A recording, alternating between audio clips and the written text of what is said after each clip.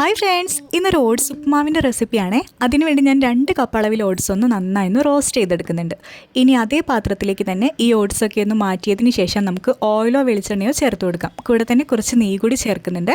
അതൊന്ന് ചൂടായി വരുന്ന സമയത്ത് കുറച്ച് ഉഴുന്നുപരിപ്പ് ചേർത്തൊന്ന് പൊട്ടിച്ചെടുക്കാം. ഇനി അതിലേക്ക് കറിവേപ്പില, ചെറുതായി അരിഞ്ഞ് വെച്ചിരിക്കുന്ന ഇഞ്ചി, പച്ചമുളക് ഇതുകൂടി ചേർത്ത് ഒന്ന് മൂപ്പിച്ചതിന് ശേഷം സവാള ചേർത്ത് കൊടുക്കാം. അതുകൂടി ചേർത്ത് നന്നായി ഒന്ന് വഴറ്റി നമ്മുടെ കയ്യിലുള്ള ഏതൊക്കെ വെജിറ്റബിൾസ് ആണോ അതെല്ലാം നമുക്ക് ചേർത്ത് നന്നായി വഴറ്റിയെടുക്കാം. അതിലേക്ക് ഞാനിവിടെ കുറച്ച് മഞ്ഞൾപ്പൊടി കൂടി ചേർത്ത് കൊടുക്കുന്നുണ്ട്. ഓപ്ഷണലാണ്.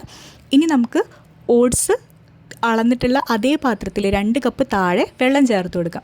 ഇതുകൂടി ചേർത്ത് തിളച്ച് വരുന്ന സമയത്ത് നമുക്ക് കയ്യിലുള്ള റോസ്റ്റ് ചെയ്ത് വെച്ചിരിക്കുന്ന ഓട്സ് അതിലേക്ക് ഇട്ട് കൊടുക്കാം. ഇത് നമുക്ക് എല്ലാ സ്ഥലത്തുനിന്നും നന്നായി ഒന്ന് മിക്സ് ചെയ്തെടുക്കാം.